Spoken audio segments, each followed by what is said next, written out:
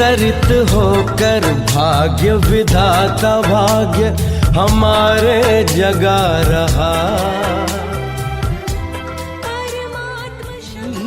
स्वागतम दिव्य स्वागतम, दिव्य स्वागतम, स्वागतम स्वागतम दिव्य स्वागतम, दिव्य स्वागतम।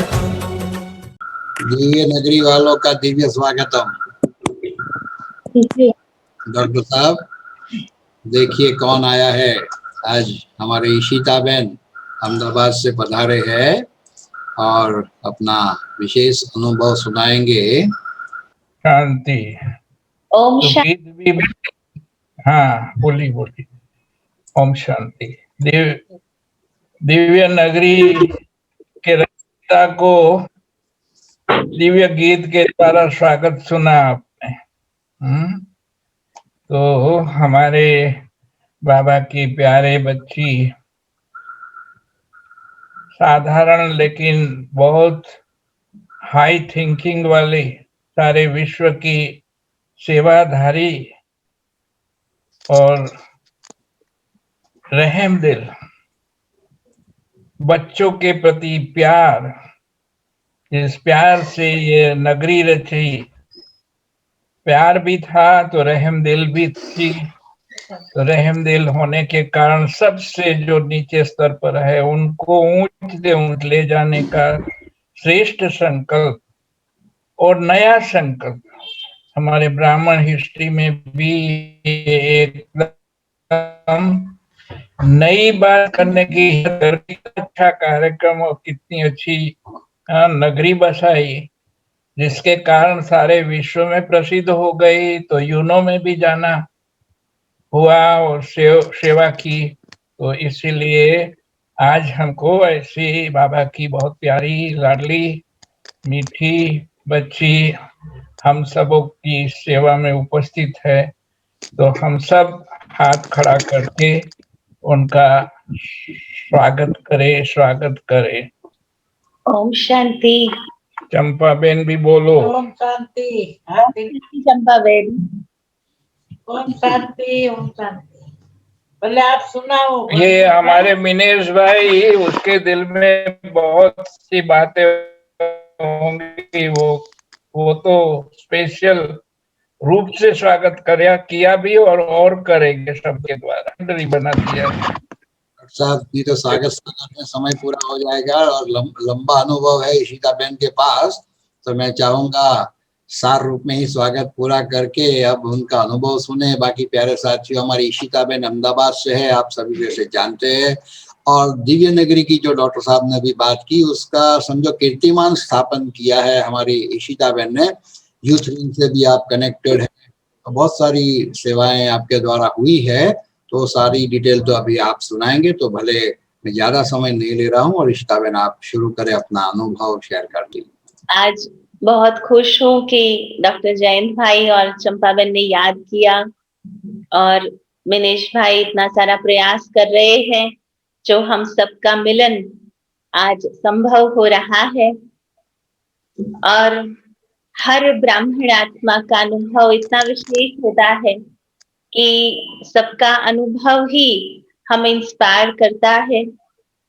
तो आज मुझे मौका मिला है आप सबके साथ अपनी जीवन यात्रा को शेयर करने का, कि कैसे इस आध्यात्मिक मार्ग पर यह जर्नी स्टार्ट हुई और कितनी सुखद ये जर्नी रही। पूरा ही अनुभव बताने जाऊं तो एक सेंटेंस में यही कहना चाहूंगी कि बहुत सुंदर किसी ने कहा कि क्षमा को रोशन जिसने किया और खुद भगवान जिसकी हिफाजत करता है, ऐसी ये क्षमा कैसे जली और कैसे परमात्मा के मार्गदर्शन के माध्यम से आज जीवन भी रोशन हुआ। और अनेक आत्माओं को जो संपर्क में आते हैं, तो यही लक्ष्य रहता है कि उनका जीवन भी रोशन हो जाए। तो ये स्टोरी स्टार्ट हुई 1989 में। तो जब मेरे लौकिक भाई हेमांग भाई, जो अभी अमेरिका में न्यू जर्सी एडिसन में अपनी सेवाएं दे रहे हैं, तो सबसे पहले वो ज्ञान में चले। तो जब पहले दिन वो नारायणपुरा सेंटर पर गए और वहां बहनों को देखा, ब्रह्म कुमारी बहनों को, तो उनको देख करके ही जो प्रथम थॉट आया, उनको ये आया कि मेरी बहन ऐसा बने। तो ये फर्स्ट थॉट उनको मन में आया।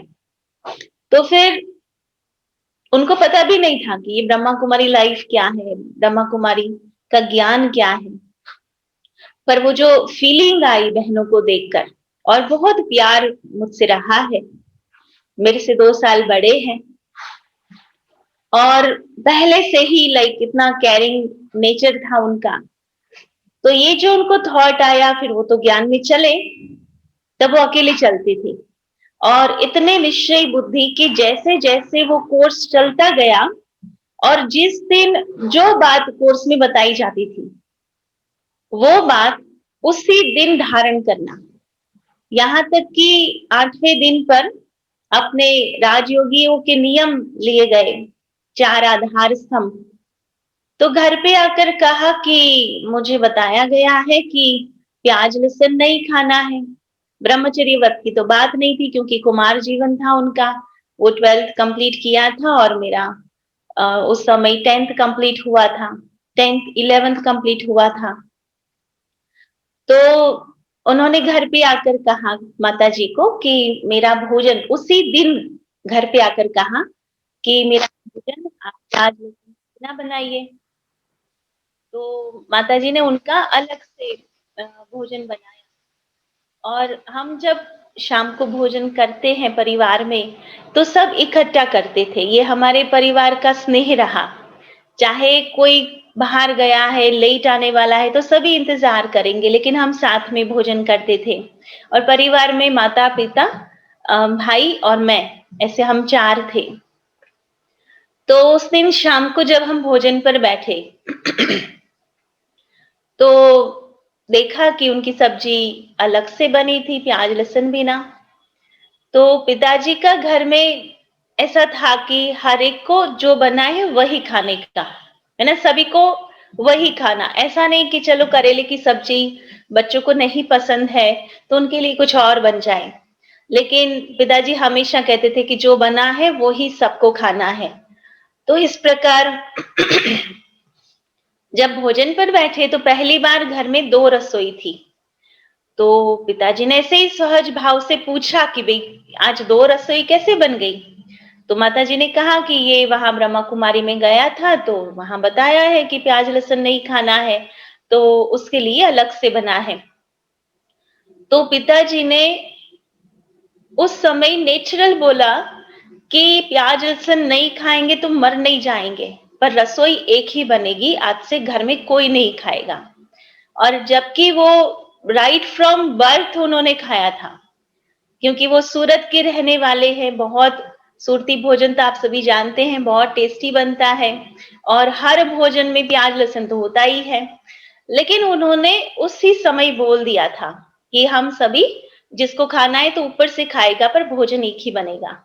और तब से ही हमारे घर में वो नियम तो लागू हो ही गया था, हम सभी प्याज लहसुन बिना ही खाते थे। और मेरा और भाई का एक ही कमरा था जो हम लोग एक साथ शेयर करते थे। और वो उस समय 2 बजे उठकर योग करते थे, 3 बजे उठकर योग करते थे और इतने अच्छी मुद्रा में बैठते थे और मेरे खटिया के सामने बैठकर योग करते थे। तो मेरी नींद उड़ जाती थी उनके वाइब्रेशन से, और मैं जब देखती थी तो होता था कि कितना अच्छा, मना बहुत अच्छी फीलिंग से बैठते थे। तो वो मुझे बहुत इंस्पिरेशन मिलता था। तो वो 9 दिसंबर 1988 में आए ज्ञान में और मैं 7 मार्च 1989 में आई।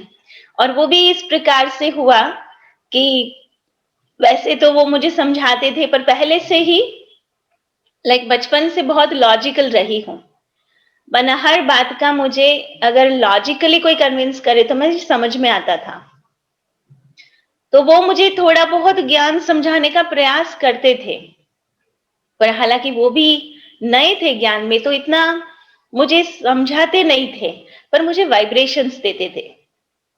तो एक बार हम लोग बाहर गए, कुछ कारण से बाहर जाना हुआ, तो उन्होंने कहा कि मुझे थोड़ा सेंटर पर काम है, तो आप भी चलो साथ में। मैंने बोला ठीक है। तो सेंटर पर गए तो स्कूटर पार्क किया, तो मैं फिर स्कूटर पर ही बैठ गई। मैंने कहा कि आप अपना कार्य करके आओ, मैं यहाँ बैठी हूँ। क्योंकि पहले से वो, क्योंकि हमारे सेंटर, जो हमारा सेंटर है वो एरिया में नजदीक में था, काफी बार वहां से गुजरना होता था। तो जैसे वो प्रजापिता ब्रह्मा कुमारी वो मैं पढ़ती थी, तो मुझे होता था कि ये ब्रह्मा कुमारी मना ये कोई योगी होंगे और कुछ नहीं करते होंगे, सारा दिन ऐसे ही बैठे रहते होंगे, योग लगाते होंगे। तो समाज के लिए क्या करते हैं, दुनिया के लिए क्या करते होंगे, और उनका लाइफ बहुत बोरिंग होगा, बहुत सीरियस होंगे वो लोग। और मुझे बहुत लाइफ एंजॉय करना, लाइवली लाइफ पसंद थी, बहुत खुश रहना। तो ये जो माइंडसेट था, तो मैंने कहा कि आप अंदर जाकर के आओ, मैं बैठी हूँ।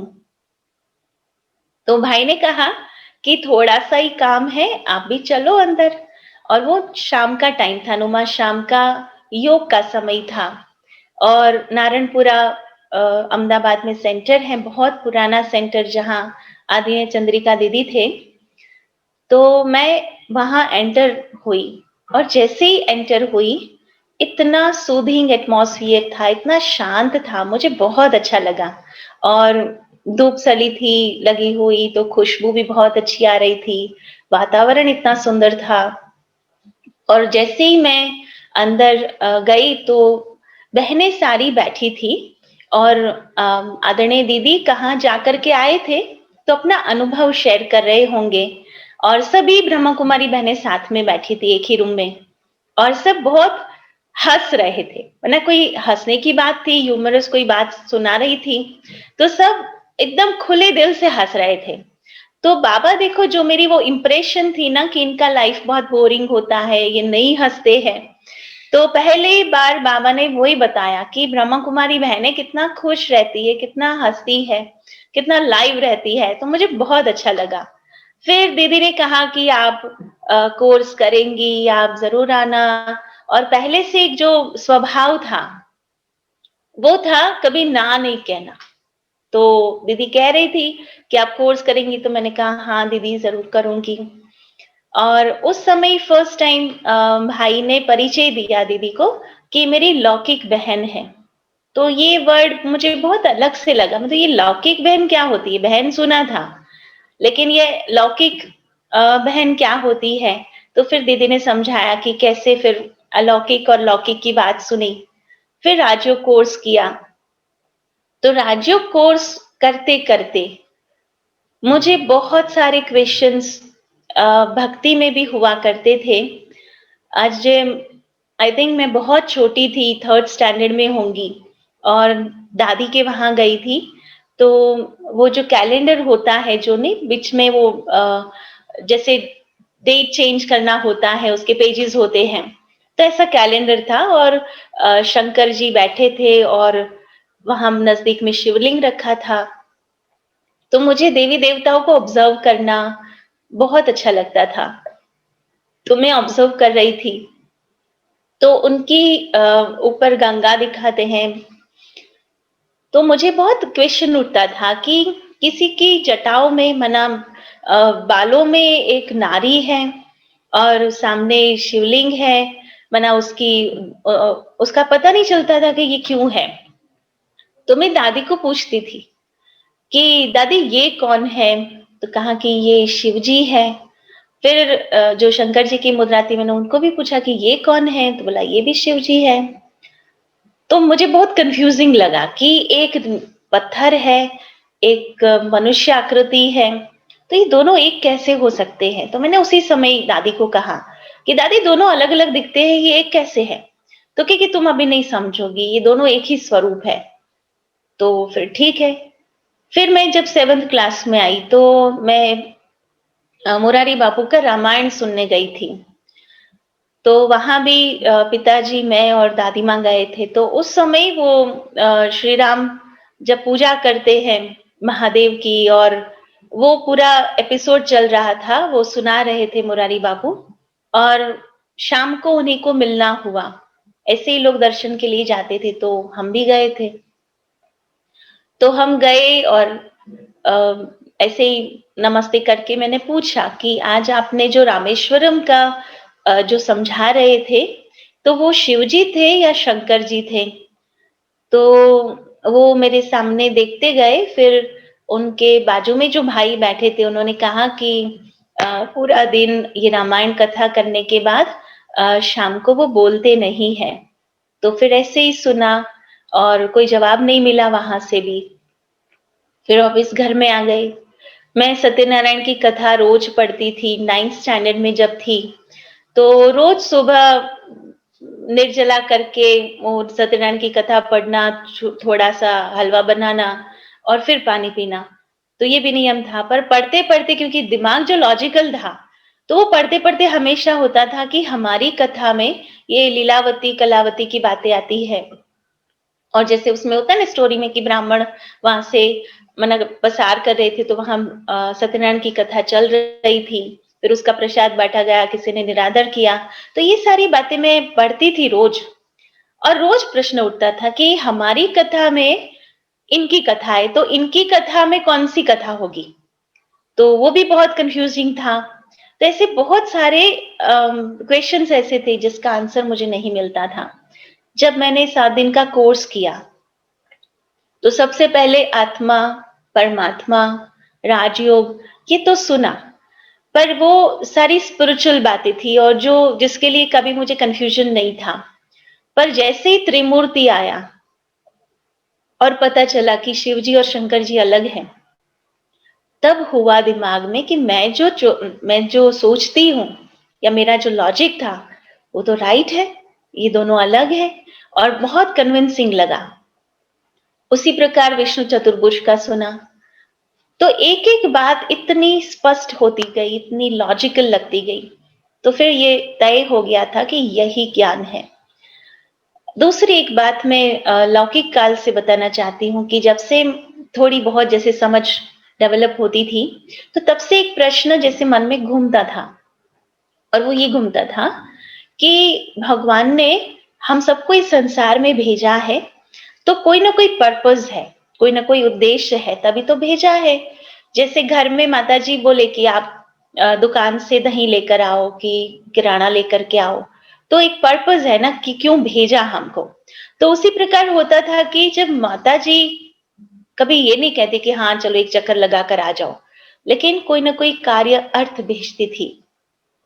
तो ऐसे भगवान ने भी हम सबको संसार में भेजा है, तो कोई ना कोई लक्ष्य जरूर होगा, उद्देश्य जरूर होगा।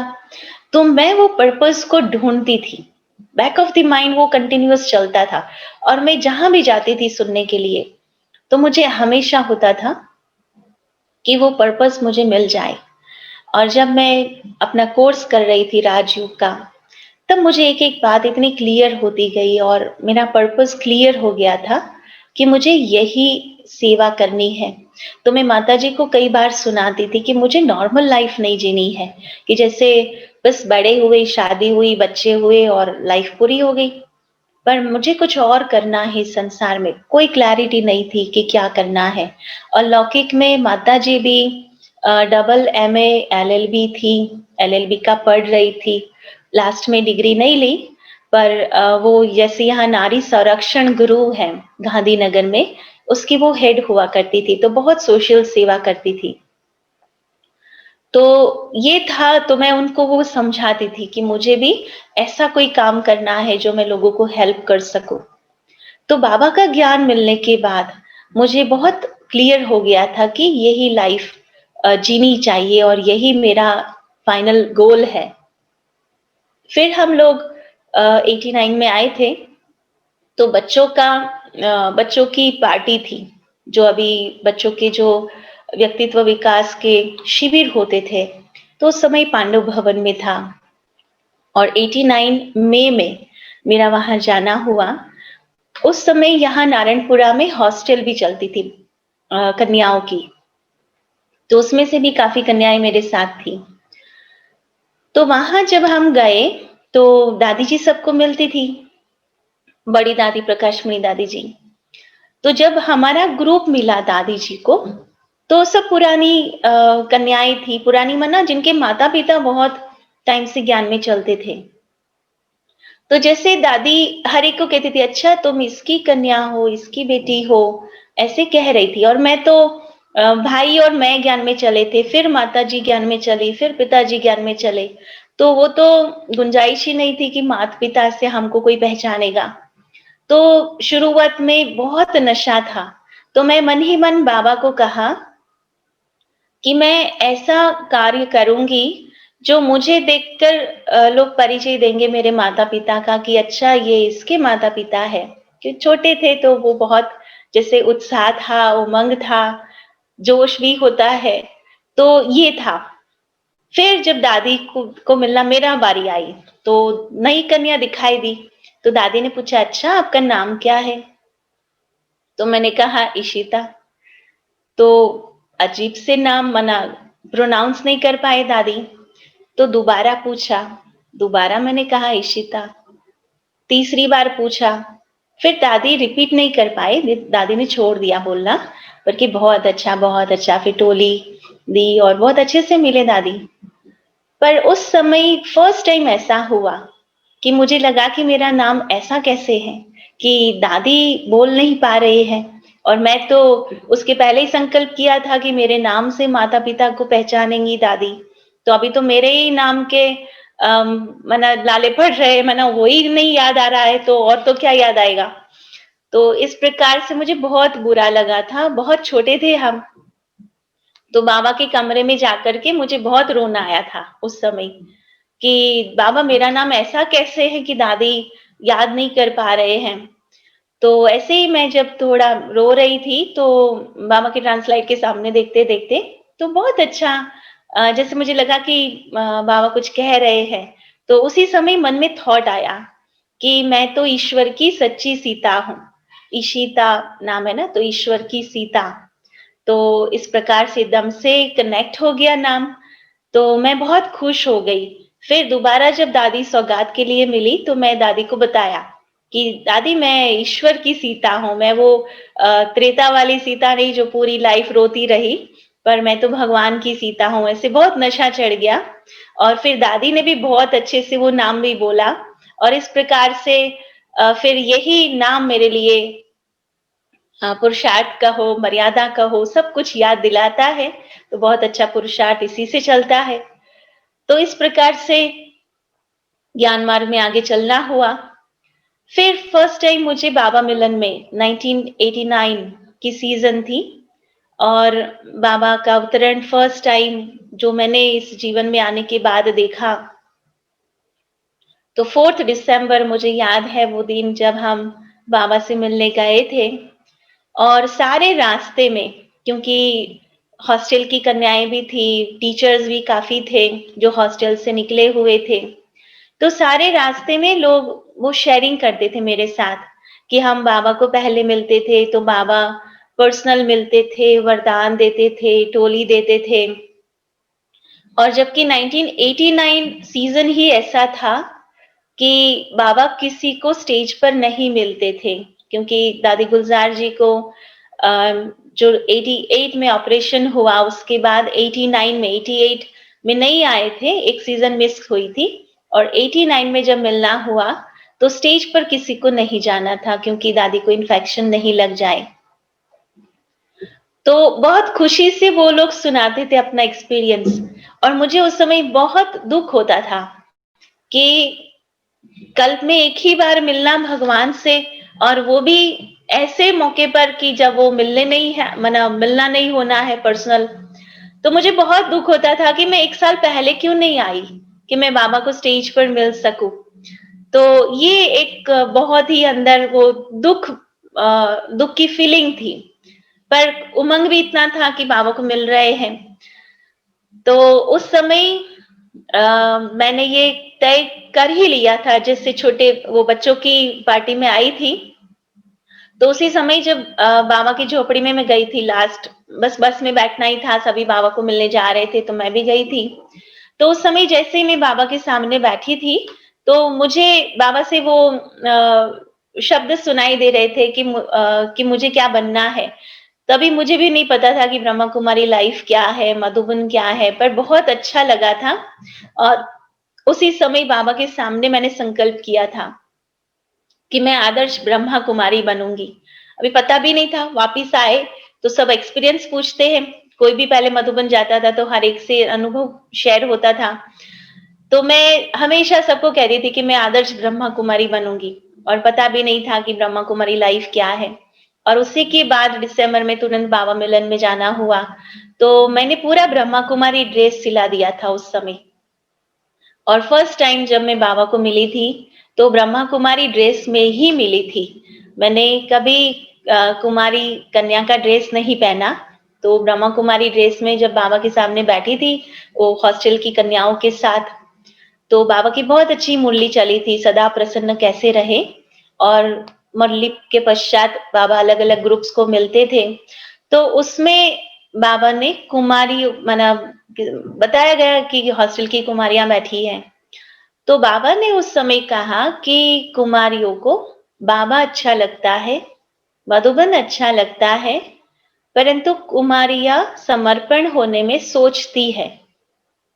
ये बाबा की मुरली चल रही थी, और ऐसे मैं बिल्कुल बाबा के सामने फ्रंट में बैठी थी, और ऐसे बोलते बोलते बाबा की दृष्टि ऐसे साइड में गई, और उसी समय दिल से वो संकल्प आया, और मैंने बाबा को उसी समय कहा, बहुत दिल से जैसे जिगरी निकला था कि बाबा मैं समर्पण होंगी। तो बाबा जैसे बाबा की दृष्टि यहाँ थी, तो जैसे सीधा बाबा की दृष्टि मेरे पर आई कुछ सेकंड्स के लिए। और क्योंकि पांडव भवन में जो मिले हैं बाबा को, उनको पता होगा कि जब ओम शांति भवन में जब हम बैठते थे, तो बाबा की नजरें भी एकदम स्पष्ट दिखाई देती थी। तो बाबा ने कुछ सेकंड्स के लिए मेरे पर दृष्टि डाली, और बाबा के महावाक्य बाबा ने उच्चारे कि जो सामने से ऑफर करता है वो निर्विघ्न चलता है।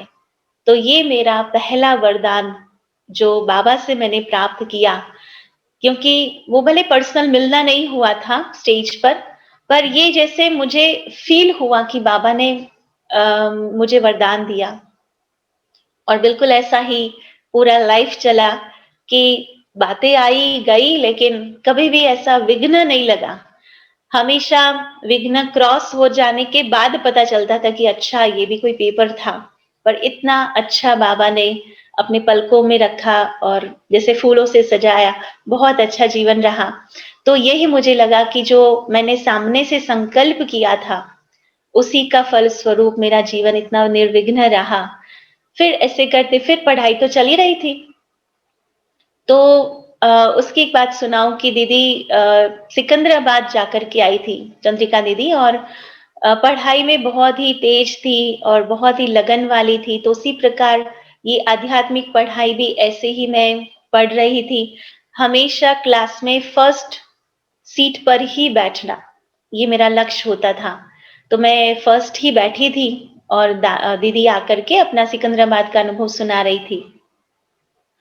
तो दीदी सुनाते-सुनाते ये सुना रहे थे कि वहाँ बहुत एक्सपेंसिव बाबा के सेंटर्स हैं, वो भी सारे रेंट पर है, क्योंकि वहाँ ब्रह्मा कुमारी बहनें नहीं हैं, इतने जिज्ञासु हैं, इतना उनको वो चात्रक जैसे है स्टूडेंट्स, लेकिन वहाँ टीचर्स नहीं होने के कारण वहाँ माँ और बेटी ऐसे सेंटर्स चलते हैं। तो कुलदीप बहन और प्रीतम बहन उनकी माताजी सेंटर पर थी। ऐसे बहुत सारे उन्होंने 6-7 सेंटर बोले, पर हर सेंटर पर जैसे माँ और बेटी ऐसे सेंटर संभाल रहे थे।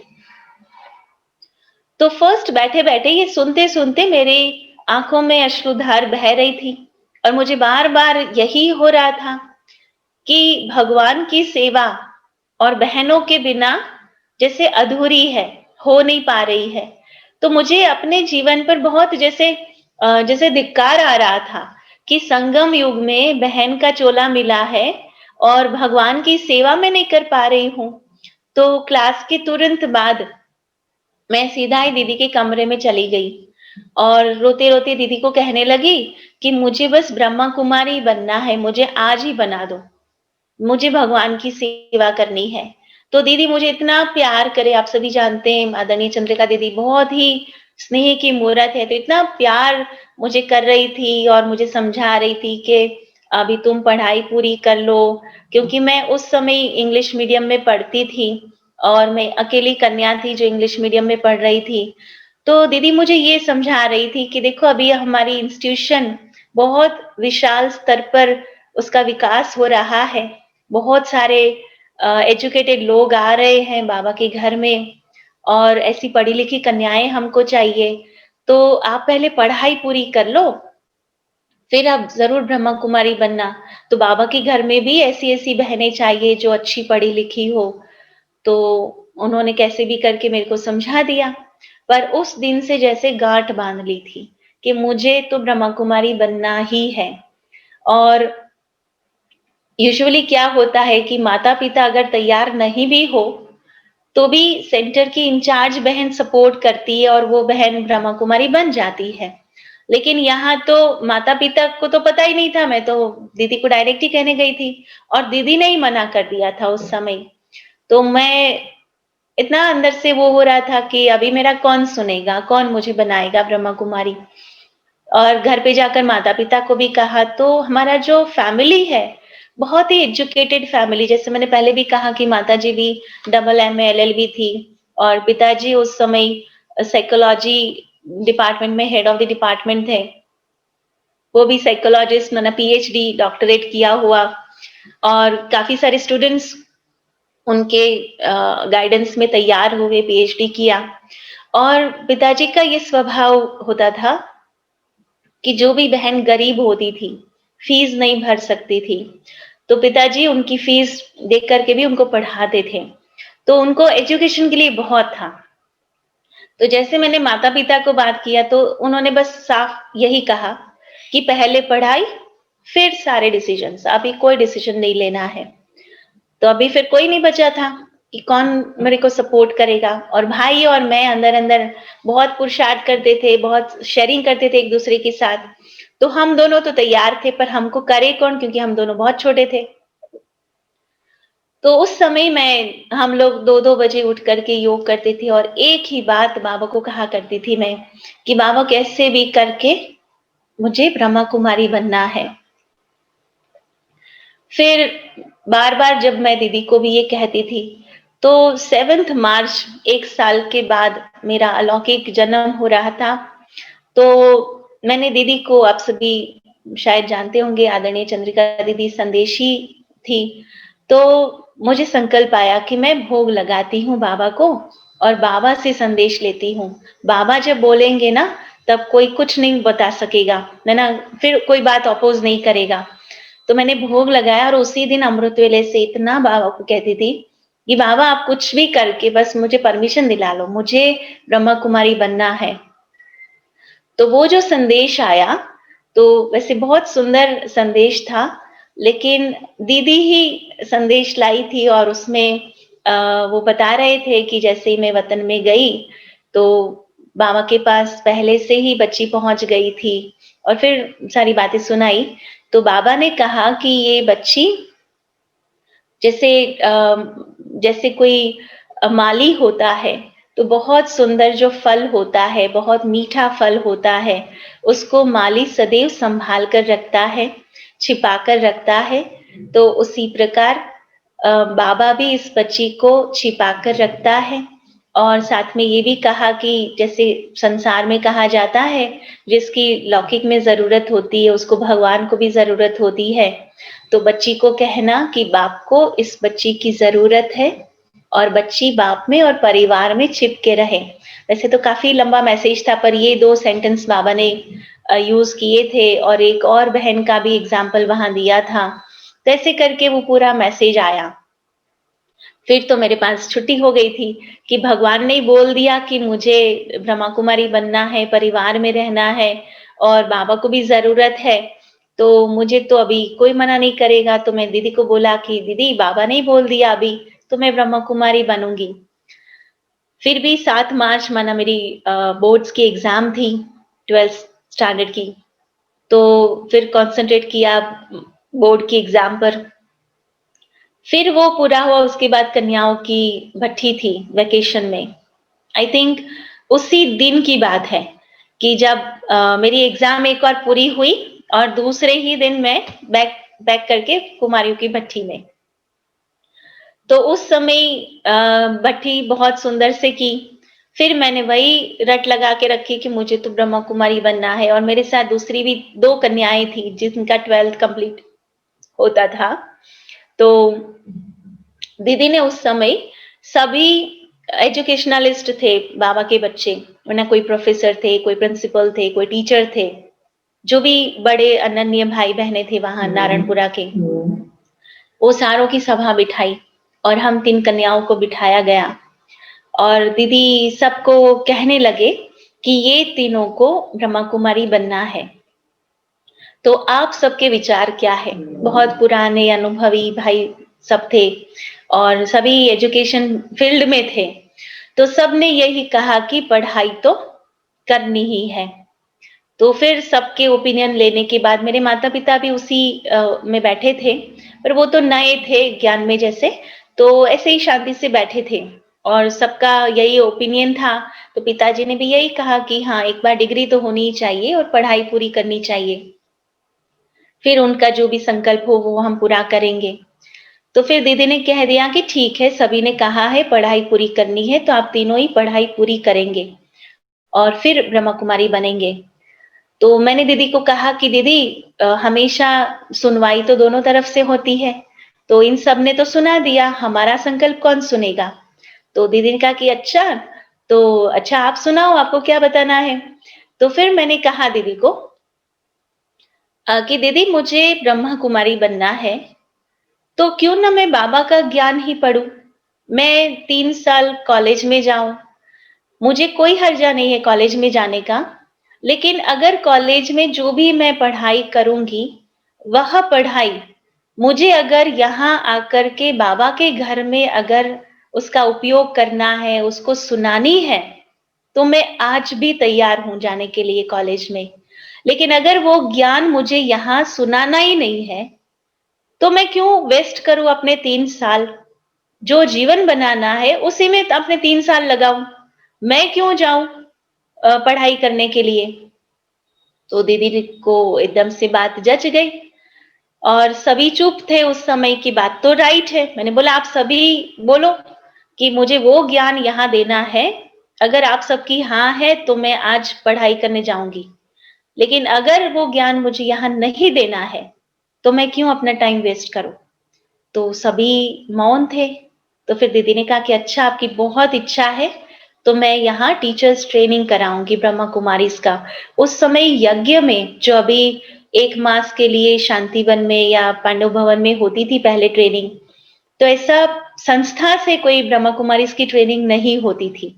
पर दीदी ने सबसे पहले ये ट्रेनिंग हमको महादेव नगर में कराई, नारायणपुरा में।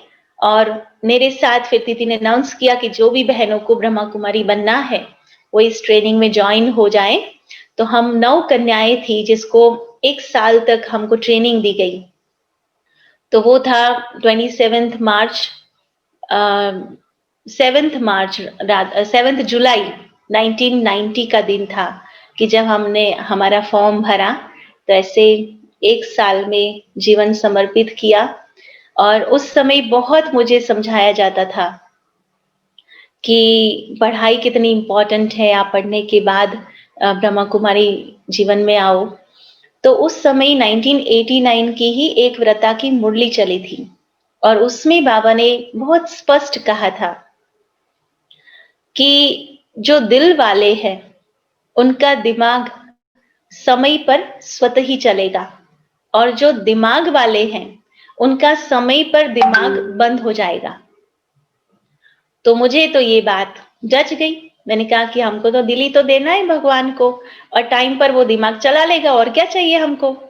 तो हमने बस वही ठान के रखी थी कि हमको तो बस भगवान ही दिमाग चलाएगा। और आज दिन तक अनुभव ऐसा ही है कि जब भी माइक सामने आता है और बाबा बुलाता है और मुझे कुछ भी सोचना नहीं पड़ता है और बहुत अच्छे से बाबा कैसे इस इंस्ट्रूमेंट को यूज़ करता है। सेवाओं में भी बहुत सारी नवीनताओं को बाबा ही टच कराता है। जैसे डॉक्टर जयंत भाई सुना रहे थे दिव्य नगरी की बातें, तो ऐसे बाबा टच कराता है और सेवाएँ होती है। तो ये जो मैंने अनुभव किया पूरे लाइफ में कि जब हमारा दिल का कनेक्शन भगवान के साथ होता है, तो भगवान ही चलाते हैं जीवन को, हमें कुछ नहीं करना पड़ता है। हम तो बस निश्चिंत होकर के कठपुतली के समान भगवान जैसे नचाए वैसे नाचना है। तो ये एक मेरा बहुत ही सुंदर अनुभव था। फिर तो टीचर्स ट्रेनिंग कोर्स हुआ, टीचर भी बन गए और उस समय कहते थे कि पढ़ लिख करके नहीं आएँगे, तो सेंटर पर फिर झाड़ू पोछा ही करना पड़ेगा। तो मैं सबको बहुत नशे से सुनाती थी कि अरे भगवान के घर के पत्थर भी घिसेंगे ना तो भी भाग्य बन जाएगा, तो वही कर लेंगे। तो ऐसे करके कैसे बाबा के घर में समर्पित हुए और आज आप देख रहे हैं कि बहुत अच्छा बाबा ने जीवन बनाया है और बहुत सेवाएँ भी कराई है। तो खैर सेवाओं का तो फिर सुनाएँगे कभी, क्योंकि बहुत नवीन प्रकार की सेवाएँ भी हुई है यहाँ। पर बेसिकली मेरा जो अनुभव रहा वो ये है, संपूर्ण समर्पण दिल का जब होता है, तो चाहे हम कहाँ भी रहते हैं, लेकिन बाबा इस जीवन को सजाता है, संवारता है और बहुत ही उसका श्रृंगार करता है। जो सुंदर मूरत बनकर के संसार के समक्ष वो जीवन आता है। तो यही मैं फ़ील करती हूँ, अनुभव करती हूँ। ब्रह्मा कुमारी बनने के बाद जो एक बहुत बड़ा पेपर जो आया था वो 1994 में, ये लास्ट एक्सपीरियंस सुनाती हूँ कि लौकिक माताजी उन्होंने शरीर छोड़ा 1994 अगस्त में। तो उस समय सेंटर पर ही मैं तो रहती थी और उस समय माताजी बड़ौदा में ही नेचुरोपैथी सेंटर में थी, गोत्री में। और उस समय उनको अचानक अंगूठे का ऑपरेशन कराना पड़ा था। अंगूठा उनका नीला पड़ गया था और पता चला कि वहाँ ब्लड का क्लॉट है, तो रातों रात ऑपरेशन हुआ और फिर अपनी हेल्थ सुधारने के लिए वो गोत्री आई थी बड़ौदा में। और मेरा लौकिक परिवार बहुत सारा बड़ौदा में ही स्थित है, जैसे मेरे चाचा, बुआ व काफ़ी सारे बड़ौदा में रहते हैं। तो वो वहाँ गोत्री में थी और हम तो सेंटर पर थे। तो हमारी वहाँ फैमिली मीटिंग चलती थी महादेव नगर में और दादी जी का एक पत्र आया था जिसको मुझे पढ़ने के लिए बताया गया था, तो मैं पढ़ रही थी और दीदी के पास ही बैठी थी और फ़ोन भी वहीं पर था, तो फ़ोन की घंटियाँ बजी और तो मैं पढ़ना बंद कर दिया और दीदी ने फ़ोन उठाया और सारी बात कर रही थी दीदी। तो बात करते-करते मुझे लगा कि कुछ मेरे लौकिक परिवार से कनेक्शन है। फिर दीदी ने फ़ोन रखा और मैं शांति से लेटर पढ़ना पूरा किया, मीटिंग पूरी हुई। फिर दीदी ने बैठ कर के मुझे बताया कि पिताजी का फ़ोन था और माताजी अनकॉन्शियस हो गए हैं गोत्री में, तो हॉस्पिटलाइज़ किया है, तो आपको जाना है। तो मैंने सोच के बताया कि वैसे भी अनकॉन्शियस है, मैं जाऊँगी तभी भी वो तो आँख खोलकर देखने वाली नहीं है। तो जैसे आप ठीक समझो, मुझे कोई संकल्प नहीं है ना? मैं न्यूट्रल थी, जाना भी यस, नहीं जाना भी यस, ऐसा था। तो फिर सारा कारोबार करके हम रात्रि को सो गए। उस समय मैं दीदी के कमरे में ही सोती थी, तो हम दोनों सो गए। तो मैं तो आराम से सो गई, दीदी को चिंतन चल रहा था, तो दीदी ने 11 बजे मुझे उठाया और दीदी ने कहा कि इशिता, मुझे संकल्प आ रहा है कि तेरे को जाना चाहिए, तो तू अभी पिताजी को फ़ोन कर और बता कि क्योंकि दूसरे दिन सुबह पिताजी निकलने वाले थे बड़ौदा के लिए, कर्णावती ट्रेन में। तो बोला ठीक है, तो फिर मैंने फ़ोन किया कि दीदी कह रही है कि आप मुझे लेकर के जाएँगे बड़ौदा, तो सुबह मुझे यहाँ से पिकअप करके आप स्टेशन पर जाएँगे। बोला ठीक है, फिर हम बड़ौदा गए, भाई उस समय वहीं पर था बड़ौदा में। वो 15 अगस्त का वैकेशन था, तो वो वहीं पर था और ये बात थी 14 अगस्त की। तो फिर वो वहीं पर था, हम लोग भी दोनों पहुंचे। तो जैसे ही हम हॉस्पिटल में गए, तो वो तो अनकॉन्शियस थे, सारी जैसे नलियां लगी हुई थी और फूड पाइप भी लगी हुई थी और बहुत ऐसे सीरियस कंडीशन थी। और हमने कभी माताजी को कभी बीमार होते नहीं देखा घर में, वरना यहाँ तक कि उसको सिर दर्द भी कभी नहीं हुआ है। मुझे कभी नहीं याद कि वो बीमार हुई हो और हमने उनकी सेवा की हो, ऐसा कोई दिन भी नहीं था। और अचानक इतना सीरियस हो जाना, तो मैं और भाई ने तय किया कि हम लोग यहाँ योग करेंगे। तो हम लोग वहीं पर खटिया के सामने नीचे बैठ करके दोनों बारी-बारी योग करते थे, वहीं पर बैठे रहते थे। तो फिर दूसरा दिन हुआ, तो दूसरा दिन मैं रात्रि को अपने चाचा के वहां जाती थी और रात्रि को भाई और पिताजी वहां रहते थे। दूसरे दिन जब मैं आती थी हॉस्पिटल में, तो भाई और पिताजी घर में फ्रेश होने जाते थे और मैं वहीं हॉस्पिटल में रहती थी। तो दूसरे दिन जब डॉक्टर आए, तो मैंने डॉक्टर को पूछा, जब वो बता रहे थे कि ऐसा-ऐसा कंडीशन है, तो मैंने पूछा कि उसमें क्या सेव होने के चांसेस हैं? कुछ हो सकता है इसमें? तो डॉक्टर ने कहा कि नहीं, वो राइट ब्रेन आर्टरी में फिक्स थ्रोम्बोसिस करके हुआ था, माना क्लॉट जो वहीं पर पैदा होता है, वहीं पर फिक्स होता है। तो डॉक्टर ने कहा कि ये तो पॉसिबल नहीं है, पर अगर कुछ मिरेकल हो भगवान का और वो वहां से खिसक जाए, तो हो सकता है, चांसेस है बचने के। तो मैंने बोला ठीक है। फिर भाई और पिताजी आए, तो मैंने कहा आज हम पूरा दिन योग करेंगे। लौकिक परिवार वाले भी आते थे, तो हम बहुत बातें नहीं करते थे, योग करते थे कि कुछ हो जावे। दूसरे दिन वापस वही टाइम था, मॉर्निंग डॉक्टर का आना, और भाई और पिताजी नहीं थे, मैं ही थी। फिर मैंने डॉक्टर को पूछा कि आज कोई चांसेस, कोई रिकवरी के चांसेस? तो डॉक्टर ने कहा कि जैसे गले से नीचे का पूरा बॉडी उनका इनएक्टिव हो चुका था, क्योंकि जब ब्लड हमारी राइट ब्रेन से ऑर्गन्स को नहीं मिलता है, तो ऑर्गन्स काम नहीं करते हैं। तो धीरे-धीरे हर ऑर्गन डेड हो जा रहा था। तो अगर वो कुछ मिरेकल होता भी है, तो केवल ये मुंह लाइव है थोड़ा, तो वो हलन-चलन हो सकती है, पर बाकी कुछ नहीं हो सकता है। और उन्होंने यहाँ तक कहा कि अगर मिरेकल नहीं होता है, तो मिनिमम 1 घंटा है इनके पास, और मैक्सिमम आज रात भी नहीं निकलेगी, पर मना इतना ही टाइम है उनके पास। तो 1 सेकंड जैसे नहीं सुनते हैं और जैसे दिल बैठ जाता है, तो 1 सेकंड बहुत दुख हुआ। फिर तुरंत ही मुझे देखो बाबा कैसे हम जो योग करते हैं, हम सोचते हैं कि ऐसी सिचुएशन आती है तो कैसे बाबा हैंडल करते हैं। तो बाबा ने उस समय जैसे दिमाग को पकड़ के रखा। तो बाबा ने उस समय एक ऐसा सीन लाए, क्योंकि महादेव नगर में जितने भी मृत्यु प्रवचन के प्रोग्राम्स आते थे, तो दीदी मुझे ही भेजती थी हर जगह पर, और मैं जाकर के बहुत अच्छा भाषण करती थी कि मौत तो बस ड्रेस और एड्रेस बदलने का प्रसंग है, मृत्यु और कुछ नहीं है, और आत्मा तो अजर अमर अविनाशी है। तो ऐसी बहुत अच्छी ज्ञान की बातें मैं सुनाती थी। मुझे उस समय बाबा ने वो सीन सामने बताया कि कैसे मैं दूसरों को ये ज्ञान सुनाती हूँ। तो उसी समय मुझे हुआ कि ये अभी मेरा पेपर है। मैं जब लोगों को सुनाती हूँ, किसी के यंग बेटे की मौत हो जाती है और मैं इतने आराम से सुनाती हूँ कि ये तो बस ड्रेस और एड्रेस बदलने का प्रसंग है, आत्मा तो अजर अमर अविनाशी है, कितना सिंपल होता था बोलना।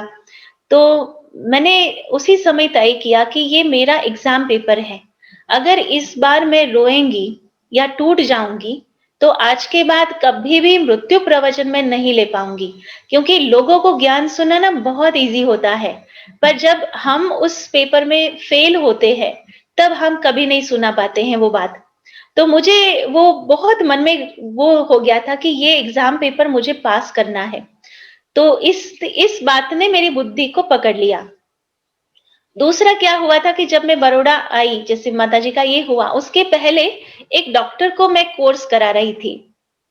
युगल थे, तो उनको मैं कोर्स करा रही थी और फिर पर्सनल मुरली सुनाती थी, क्योंकि आप सभी जानते हैं कि उनको फिर डायरेक्ट ही 7 दिन के कोर्स के बाद मुरली में बिठाओ तो उनको समझ में नहीं आता। तो मैं उनका पर्सनल ले रही थी मुरली क्लास, और उसी दिन मुरली में आया कि नष्टो मोहा कैसे बनना है। तो मैं उनको समझा रही थी बहुत अच्छे से। तो वो डॉक्टर कहे कि मैंने बहुत सारे लोगों को देखा है, बहुत ज्ञानी विद्वान लोगों को, यहाँ तक कि उन्होंने खास ये बताया था, जैसे मुरारी बापू की बेटी की शादी उस समय हुई थी, तो उन्होंने कहा कि उनको भी मैंने रोते हुए देखा है, जो इतना अच्छा ज्ञान सुनाते हैं, जो फिलॉसफी सुनाते हैं संसार में, उनको भी रोते हुए देखा है। तो ये पॉसिबल नहीं है कि मोह नष्ट हो जावे। तो काफी जैसे आर्गुमेंट हमारी चल रही थी, मैं बाबा का ज्ञान सुनाती थी, वो आर्गुमेंट करते थे। फिर लास्ट में मैंने पता नहीं क्यों ऐसा बोला, पर मैंने ऐसा बोल दिया कि समय आने पर मैं आपको बताऊंगी कि कैसे बाबा का ज्ञान नष्टो मोहा बनाता है। तो ऐसे ही बोल दिया था, और मुझे क्या पता था कि थोड़े दिन के बाद ही मुझे ये पेपर देना था। तो ये जैसे मेरा मंथन चल रहा था कि मैं कैसे करके इस पेपर को पास करूं। फिर भाई आए, तो मैंने भाई को बताया कि डॉक्टर ने ऐसा कहा है। तो भाई का सबसे पहला संकल्प, उसने सबसे पहले मुझे ये सेंटेंस बोला कि आप चिंता नहीं करना, मैं पिताजी और मेरा लाइफ में संभाल लूंगा, लेकिन आप अपना जीवन बनाए रखना। क्योंकि उसने भी तय किया था कि मैं कुमार रहूंगा। अभी माताजी नहीं है तो नेचुरल है मुझे ब्रह्मा कुमारी लाइफ छोड़ करके घर पे जाना पड़े, भले लाइफ वही रहे, बाबा का ही बनकर रहना है, लेकिन घर भी तो संभालना पड़ेगा ऐसा। तो उसने ये फर्स्ट थॉट देकर मेरे को निश्चिंत कर दिया कि मैं संभाल लूंगा, लेकिन आप अपना लाइफ डिस्टर्ब नहीं करना, आप सेंटर पर ही रहना। और फिर हम बहुत योग किया। उसी दिन रात्रि 9 बजे माताजी ने शरीर छोड़ा। जब शरीर छोड़ा तो हम दोनों भाई बहन उनके सामने ही थे, और बहुत प्यार से बाबा को याद करके उनको दृष्टि दे रहे थे कि बस आत्मा इस शरीर से मुक्त हो जाए। क्योंकि मुझे ये था कि अगर वो जिएंगे भी तो जीना जीना नहीं होगा, और जिसने कभी भी सेवा नहीं ली है किसी से भी, तो वो कैसे सेवा ले सकेंगी, तो उसको बहुत उसका मन भारी हो जाएगा। तो यही योग करते थे कि बस बाबा इनको मुक्त कर देवे, और बहुत अच्छे से उन्होंने देह भी त्याग किया। फिर जब डॉक्टर के, क्योंकि उसी समय में वहां बैठी थी और भाई और पिताजी सभी कारोबार में थे, तो उस समय एक नर्स आए और उन्होंने कहा कि डॉक्टर साहब आपको बुला रहे हैं। तो मैं डॉक्टर्स की कैबिन में गई, ब्रह्मा कुमारी ड्रेस था। तो डॉक्टर ने देखते ही मुझे कहा कि आप ब्रह्मा कुमारी बहनें ऐसी भी सेवा करते हो क्या, कि जिसका कोई नहीं होता हॉस्पिटल में तो उनकी जाकर के सारवार करना। नहीं डॉक्टर, ऐसी कोई सेवा हम नहीं करते हैं, पर ये मेरी माताजी थी इसलिए मैं आई हूं यहाँ। तो सारी डॉक्टर पैनल बैठे थे और शॉक थे, कहा कि ऐसा कैसे हो सकता है, और मैं बहुत छोटी थी। तो फिर उसी समय मैंने पूरा समझाया कि कैसे यहाँ आत्मा परमात्मा का ज्ञान सुनाया जाता है। थोड़ा बहुत जिस्ट ज्ञान का 5-7 मिनट सुनाया। फिर उन्होंने कहा कि आपको ये पेपर पर साइन करनी है कि हमको हमारे माताजी की डेड बॉडी मिल गई। तो वो सब पूरा किया। उसने भी उस समय यही कहा कि मैंने कितने लोगों को मरते हुए देखा है, उनके परिवार वालों को देखा है, पर ऐसी अवस्था हमने किसी की नहीं देखी। और फिर जब हम एम्बुलेंस में फर्स्ट टाइम लाइफ में एम्बुलेंस में चढ़ना माताजी की डेड बॉडी के साथ, पर उस समय अंदर जो एक फीलिंग थी वो ये थी कि जैसे बाबा के सामने जब मैं जाऊंगी तो मेरी नजर झुकी हुई नहीं होगी, वरना ये था कि ये पेपर में पास होकर के जा रही हूँ, और बस ड्रामा और बाबा के अलावा कुछ नहीं था दिमाग में। और दीदी ने यही सुनाया जब यहाँ नारायणपुरा के क्लास में, कि दोनों बच्चों को जब हमने देखा ऐसी सीरियस कंडीशन में माताजी थी, लेकिन बाबा और ड्रामा के अलावा कुछ भी नहीं दिखाई देता था उनकी आंखों में। तो वो बात वो डॉक्टर ने सुनी, जो जिसको मैं सुना रही थी ये ज्ञान, और वो फिर आजीवन बना, बहुत अच्छे बाबा के पक्के बच्चे बन गए और जीवन अंत तक वो ज्ञान में चले। तो कैसे बाबा अपनी अवस्था से स्थिति से सेवा कराता है। और मैं तो यही कहती हूँ कि हम कितना भी योग लगाते हैं, पर समय पर बाबा हमसे योग लगाता है। ये अनुभव है कि जब परीक्षाएं आती है तो कहते हैं ना कि भगवान उस समय हमारे साथ नहीं चलता है, लेकिन हमको उठाकर चलता है। तो इतना सहज वो सिचुएशन हो जाती है। तो ऐसी बहुत सारी सिचुएशंस आई, पर बाबा की याद ने और बाबा के साथ ने हर सिचुएशन को बहुत अच्छे से पार कराया। तो आज तो पर्सनल शेयरिंग करती हूँ, सेवाओं की शेयरिंग फिर बाद में कभी करेंगे। लेकिन बहुत खुशी हुई जो आप सब परिवार वालों से मिलना हुआ, और विशेष आदरणीय डॉक्टर जयंत भाई और चंपा बहन का बहुत थैंक्स है जो मुझे ये मौका मिला। मैंने कभी अपना लाइफ एक्सपीरियंस शेयर नहीं किया था लोगों के सामने। दिस इज फर्स्ट टाइम कि मैं सबके साथ शेयर कर रही हूँ, तो बहुत अच्छा लग रहा है। ओम शांति। खास मनीष भाई को भी थैंक्स जो हमको इनवाइट किया। सुंदर अनुभव आज सारे विश्व में कल जाएगा। एक ही अनुभव सुनाने के बाद अनेकों को सुनने को मिलेगा। तो ये हमारे प्यारे मिनेश भाई की विशेषता है, वो एक ही दिन में तुरंत वो YouTube पर रख देते हैं। और ये आपका अनुभव अनेकों की कुमारियों को विशेष ये अनुभव गाइड कर सकता है कि कैसे आदर्श ब्रह्मा कुमारी कैसे बन सकता है। और ये जो ज्ञान है ये हाईएस्ट ज्ञान है, तो वो ज्ञान का लोगों को महत्व है, लेकिन जो स्मार्ट बच्चे हैं और दिल वाले बच्चे हैं उनको ये स्टडी हाईएस्ट लगता है। तो इसके लिए कैसे इनका विशेष ये संकल्प रहा सदा कि मुझे कैसे श्रेष्ठ ब्रह्मा कुमारी बनना है, और बन के दिखाया। सबसे बड़ी बात है, बोलना एक बात है और बन के दिखाना ये तो प्रैक्टिकल में आज हम सब लोग भी देख रहे हैं कि कैसे आप इतना अच्छी सेवा भी कर रहे हो, आदर भी देते हो अपने बड़ों को। तो आपकी ये बातों से ये भी समझ में आता है कि अपने चंद्रिका दीदी के लिए भी आपका कितना रिस्पेक्ट है। तो इसी रिस्पेक्ट से आप उनकी भी दुआएं लेते हो, ब्राह्मण कुल की भी दुआएं लेते हो, और जो दुनिया में सेवा करते हो लौकिक दुनिया को लौकिक बनाने की, वो भी ऊंची सेवा है। और अनुभव से तो ये खास सुना कि कैसे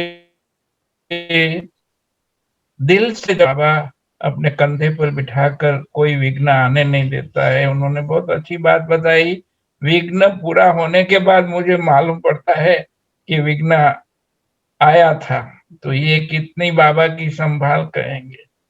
तो ऐसे आपके जीवन से हम सबको बहुत अनुभव करने को मिला, और औरों को भी हम सुनाते रहेंगे। भाई ब्रह्मा कुमारी बनना है तो जाओ हमारे ईशिता बेन सीता के पास, ईश्वर की सीता के पास जाओ। या उनका अनुभव सुनाएंगे, उनको जावे न जावे, लेकिन हम भी अभी अनुभव सुना सकते हैं। तो बहुत धन्यवाद है। और अच्छी तरह ध्यान से जिन बच्चों ने सुना है उनको भी बहुत धन्यवाद है। सबका मुखड़ा हम देख रहे हैं, तो देखा जाता है कि कैसे प्यार से सुना, एक रस होके सुना है। ये उनकी भी विशेषता है जो एकाग्र होके अच्छी बातों को कैच कर लेते हैं। इसीलिए जो भी स्पेक्टेटर है उसको भी बहुत धन्यवाद है। और हमारे मिनेश भाई देखो क्या मस्ती से सुनाते हैं, वो भी अभी सुनने का बाकी है, क्योंकि हमारे मिनेश भाई बहुत मेहनत करते हैं, बहुत प्यारे हैं, सबके प्यारे हैं, बाबा के प्यारे हैं, जयंत भाई के भी प्यारे हैं, जो इतनी मेहनत करते हैं और कैसे भी करके प्रोग्राम को अच्छे से अच्छा बनाते हैं। तो उनका भी धन्यवाद है। दो शब्द वो तो कैसे रमणीक रूप से सुनाएंगे, वो भी सुनेंगे हम अभी, चाहे गीत से काव्यों से कैसे भी करके बहुत अच्छा सुनाते हैं। इसी तरह हमारा मिनेश भाई बहुत अच्छी सेवा करता जब मैं समझता हूँ किसी की आत्मा के लिए ये तो सौभाग्य की बात ही होगी, परम सौभाग्य की बात होगी कि वो बाबा की प्यारी भी हो और अमित के भी प्यारे हो। ठीक है ना गीताबेन? तो डॉक्टर साहब ने हम उनके प्यारे ही सर्टिफिकेट दे करके हमारे लिए बड़ा ही उपहार दे दिया, मैं समझता हूँ। साथ साथ डॉक्टर साहब जो सारी बातें आपने इशिता बहन की कही उसमें कुछ मैं जोड़ना भी चाहूंगा। एक और विशेषता मैंने देखी है, वो उमंग उत्साह देखने को बनता है। कुछ साल पहले यूथ विंग का कोई प्रोग्राम करने आप पटलादरा में आई थी। डॉक्टर साहब आपको ताजुब लगेगा, सुबह से शाम तक का वो सेशन 2-3 दिन का था, एक दिन का नहीं, लेकिन सुबह से शाम कंटिन्यूस उन्होंने वो सिंगल लेक्चर खाली उन्हीं का था और वो सुबह से शाम बोलना, गले का क्या हाल होता है मैं समझ सकता हूँ। और उसमें भी पूरा दिन उन्होंने एक कीवी खा के निकाला था, सिर्फ डाइट में क्या लिए एक कीवी लिया था। और सारा दिन हम लोग शूटिंग कर रहे थे, हम लोग शूटिंग में थक गए थे, मुझे संकल्प उठ रहा था ये बहन बोलते बोलते नहीं थकती, हम शूटिंग करते करते थक जाते। आखिर मेरे कैमरे की मेमोरी फुल हो गई और कुछ मुझे छोड़ना पड़ा। वो यूट्यूब पे आज भी अपलोडेड है वो सेशन सारे। लेकिन ये बात जो कहना चाहता हूँ वो ये है, क्या स्टेमिना है, क्या उमंग है कि सारा, और वो भी बैठ के लेक्चर नहीं किया था, खड़े खड़े। तो खड़े खड़े कभी इधर मुंह हो रहे कभी उधर मुंह रहे, तो कुछ खाया पिया नहीं है, इतने से कीवी फ्रूट के ऊपर दिन निकाल रहे, गले की कोई परवाह नहीं है। और मैं वो भी ऑब्जर्व किया, जो सुबह का पहला घंटा था वही उमंग उत्साह आखिरी घंटे तक भी उनका बरकरार था। ये देखने जैसी और ऑब्जर्व करने वाली बात जो मेरे दिल में आज तक बैठी हुई है। तो ऐसी कई बातें हैं।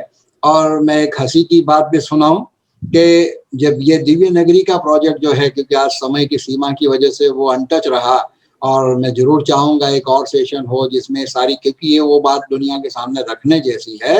मैंने तो सुना है लेकिन मैं सुनाना चाहूंगा। तो इशिता बहन आपका वो प्रोजेक्ट सुन के मुझे बहुत उमंग आया था, लेकिन वो इतना भारी धनुष है कि वो धनुष उठाना तो छोड़ दो, हमसे हिल भी नहीं पाया। और वो आपने कहते ना सीता ऐसे खेलती थी धनुष के साथ, तो वो सीता आप ही हो, ऐसे ही आपने उस धनुष को उठाया और खेल लिया। हमसे तो वो उठाना तो छोड़ो, हिला तक नहीं, बड़ा भारी वो धनुष आपने उठाया। और वो बहुत बड़ा अचीवमेंट है, साधारण बात नहीं है। तो हम जरूर चाहेंगे एक और सेशन हो, उसमें वो सारी बातें आप कवर करें, क्योंकि ये तो थोड़ी झलक ही रही आपके अनुभवों की। एक और सेशन में कहूंगा यू डिजर्व इट, आपका वो होना ही चाहिए। तो हम जरूर आपको बाद में कुछ डेट सेट करके आपको बुलाएंगे। आज आपने समय दिया है, इसलिए सभी बड़ौदा कारेली बाग परिवार की ओर से मैं आपका धन्यवाद अदा करता हूँ। ये बात जरूर कहना चाहूंगा इशिता बहन, ये जो भाई बहन इस वक्त ये आपका अनुभव सुन रहे हैं, इन्होंने भी एक विक्रम ही प्रस्थापित किया है, क्योंकि लगातार 9 महीने तक हर एक का अनुभव सुनते रहना, वो भी यही उमंग उत्साह बरकरार रखना, ये भी इन भाई बहनों का भी कमाल है। तो उनके लिए भी मैं हाथ खड़ा करके धन्यवाद उनको भी और इशिता बहन को भी धन्यवाद दे रहा हूँ। आज आपने समय दिया है, फिर जरूर आप इस सभा में पधारना और आपके अनुभवों का जो खजाना है वो हम सबके ऊपर लुटाना, ताकि हम भी उससे लाभान्वित हो जाए। अच्छा, तो कुछ पल बाबा की याद में बैठते हैं।